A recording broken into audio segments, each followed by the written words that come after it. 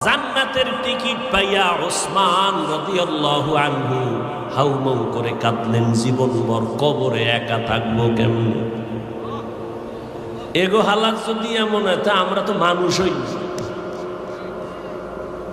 এমন একজন আল্লাহওয়ালা পাবা না যারা জীবনে কাঁদেন নাই। কান্নাই হলো পুঁজি। বাচ্চার কান্না যখন শুরু হয় মায়ের কলিজার মধ্যে ঢেউ শুরু হয়ে যায়। সব কর্ম ফালাইয়া বাচ্চার কাছে গিয়া হাজির হয়ে যায়। বাচ্চা চাওয়ার আগে মা সব দেওয়ার জন্য রেডি। নবী কোরআন তেলাওয়াত করে আর বলে, তোমরা রহমানের ইবাদত করো, আল্লাহকে আল্লাহ বলে মানো। মক্কার মুশরিকরা কয়, এই মুহাম্মদ একবার কও আল্লাহ, একবার কও রহমান, বিষয়টা কি?